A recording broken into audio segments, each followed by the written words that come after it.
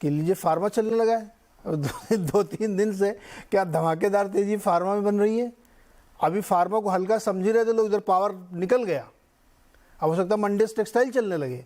तो ये जो रोटेशन न्यूज़ के तरीके से बदल रहा है ना हर दूसरे दिन, और ये ऐसा नहीं कि एक ही दिन का वन डे वंडर हो, चलता है ये लंबा, मतलब 10-15 दिन 20 दिन चलता। तो इसीलिए हमने सोचा नाम ये रखना चाहिए, इंडेक्स छोड़ो सेक्टर पकड़ो। सुदीप सर 4 सेक्टर के हमने जिक्र किया था, मैं 2-2 सेक्टर करके डिस्कस करता हूँ। फार्मा और इंडेक्स IT में क्या पकड़ें क्या छोड़ें? ये मैं तो आपने जो थीम चुना वो तो बिल्कुल बढ़िया थीम है, इंडेक्स छोड़ो सेक्टर पकड़ो। बट मैं उसको थोड़ा, हम लोग जो देखते हैं ना उसको थोड़ा आगे और आगे देखते हैं। देखिए फार्मा ना, फार्मा में भी बहुत तरीके के कंपनीज है, ऐसा नहीं है कि होमोजीनियस है। IT में भी ऐसा नहीं है कि होमोजीनियस है, बहुत तरीके के IT कंपनीज है।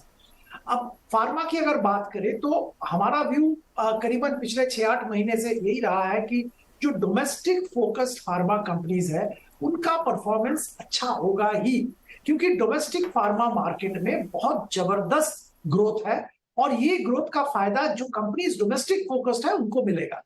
तो मैं तो इसी थीम पे रहना चाहूंगा कि इसी थीम पे अगर आप प्ले करें, अब अगर मैनकाइंड फार्मा ले, अजंता ले, या कोई भी जिसका डोमेस्टिक, टोरेंट फार्मा की बात करें, डोमेस्टिक बिजनेस तगड़ा है, वहां पे जरूर ध्यान देना चाहिए।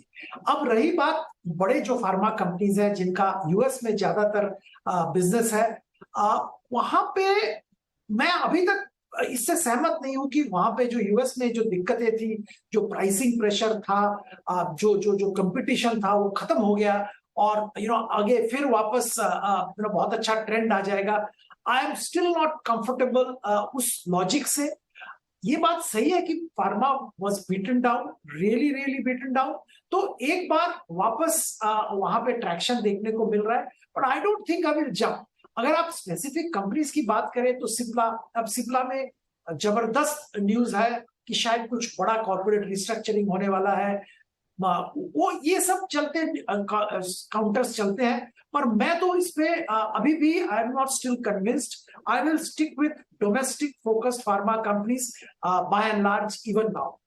अब IT की अगर बात करें, IT में भी ऐसे ही है, कंपनीज बहुत सारे टाइप के कंपनीज हैं। कुछ कंपनीज हैं जो कि स्पेसिफिकली ऐसे सेक्टर्स को केटर कर रहे हैं जहां पे बहुत अच्छा ट्रैक्शन ग्लोबली है।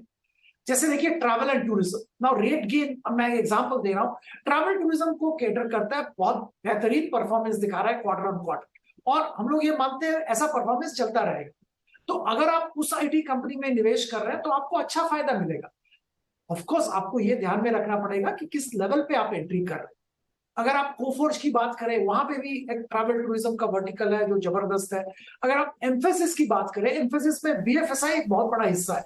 अगर ग्लोबली BFSI में प्रॉब्लम है तो एम्फेसिस में भी शायद प्रॉब्लम आएगा।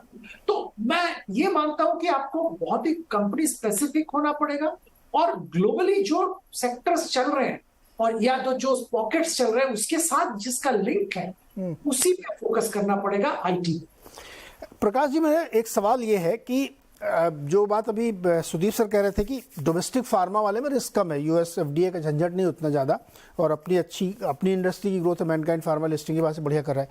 लेकिन अभी जो हाल फिलहाल में रिजल्ट आए उन सब ने ये कहा कि अमेरिका में हमारा बहुत बढ़िया कारोबार चल रहा है, ग्रोथ बहुत अच्छी वहाँ से आ रही। एक्चुअली उसी के दम पे सन फार्मा, डॉक्टर रेड्डीज, सिप्ला, ल्यूपिन, ग्लेनमार्क, ये सब में धुआंधार तेजियाँ, एक महीने में 18-20% चल गए हैं और हाईली अंडर ओन्ड है। ये बहुत ही कम, मतलब 2015 में अगर आप ल्यूपिन में देखिए 37% था, अभी 13% है। सन फार्मा में 24 से 16 हो गया है और डॉक्टर डीज में 38 से 26। तो हाईली अंडर ओन्ड सेक्टर है फार्मा, और अब वो कह रहे हैं कि US में ग्रोथ मेरी लौट आई है, तो इसलिए उन स्टॉक में चल रही है। इसी के साथ मैं IT जोड़ देता हूँ, दोनों का बेस US है, उधर सही मामला हुआ तो IT भी चलेगा, फार्मा चलेगा, लेकिन IT नहीं चल रहा है, वो ठहर गया। उस पर मुझे प्रकाश चाहिए आपसे। अच्छा, आपका नाम भी प्रकाश है सर, तो दोनों में प्रकाश डालिए कि कौन सा सेक्टर आप पकड़ेंगे, कौन सा छोड़ेंगे। इसमें देखिए ऐसा है, फार्मा सेक्टर में पिछले 2-3 रोज से जो हम एक एक्साइटमेंट देख रहे हैं, एक बज़ देख रहे हैं, उसका कारण ये है कि इस सेक्टर ने पिछले 2 साल में, अगर आप जैसे BSE हेल्थ केयर इंडेक्स लीजिए, और वो अच्छा खासा रिप्रेजेंटेटिव इंडेक्स है, 100 कंपनी है उसमें, ये नहीं कि 10-12 कंपनी को लेके बनाया गया है। तो 100 कंपनी का इंडेक्स है। इसका रिटर्न मुझे जहां तक याद है पिछले 2 साल का सिर्फ 8 साढ़े 8% है। मैं कैगर भी नहीं कह रहा, मैं तो टोटल बता रहा हूँ कि सिर्फ चला ही 2 साल में 8 साढ़े 8%। हाँ। अब ये तो है नहीं कि कोविड के टाइम फार्मा कंपनी नहीं चलती थी, फार्मा का बहुत बोलबाला था, लेकिन उसके बाद जो यूएस में कंपेटिटिव इंटेंसिटी की वजह से जो प्राइसिंग प्रेशर जेनेरिक बनाने वाली कंपनी जो थी हमारी, जो बड़ी दिग्गज कंपनी लुपिन हो गया, औरबिंदो हो गया, सन फार्मा हो गया, इन सबको जो मार पड़ा था वो चेंज होते हुए समझ आ रहा है नीरज भाई। आपने जो रिजल्ट्स देखे हैं उसमें आप देखिए यूएस मार्केट से जो कंट्रीब्यूशन था, एक प्राइसिंग पावर वापस आने का महसूस हो रहा है। उनके नए ड्रग्स जो पाइपलाइन में है, उनकी एक्सेप्टेंस जैसे जैसे बढ़ती जाएगी वो आपको साइज बढ़ता जाएगा मार्केट का। और डोमेस्टिक मार्केट ने बहुत बढ़िया काम किया है। तो सुदीप बिल्कुल सही कह रहे हैं कि जो डोमेस्टिक मार्केट की स्ट्रेंथ फार्मा में है उसको हम नजरअंदाज करते हैं, लेकिन कई कंपनीज हैं जो डोमेस्टिक मार्केट से ही ग्रो हुई हैं और उसी से टिकी रही है।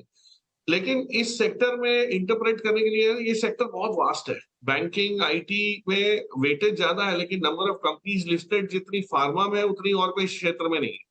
तो फार्मा कंपनीज में आपको मॉडल समझने में थोड़ा सा मेहनत करनी पड़ेगी, एक सही मिक्स लेना पड़ेगा उन कंपनीज का कि कौन सी ज्योग्राफी में है, कौन सी सेगमेंट्स में है, सर्विसेज में है।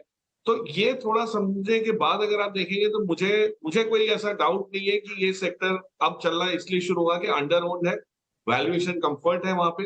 और यूएस एफडीए का जो नजरिया था हमारी कंपनीज की तरफ, जो बार बार आके ठोकर लगती थी कि आपके ईआईआर आ गया, इसमें इतने ऑब्जेक्शन आ गए, क्रिएट हो गए, ये हो गया, उसको आप रेमेडिएशन में इतना समय लग जाता था, एक एक डेढ़ साल लग जाता था, वो चेंज होता हुआ दिख रहा है। उसका रीजन ये है कि यूएस को जरूरत है, यूएस को बहुत एक्टिवली गैप्स फिल करने हैं। जो बाकी यूरोपियन प्लेयर्स पहले सप्लाई करते थे उनका बहुत दबदबा था। ओके, नेटवर्क रुक गया, इसके लिए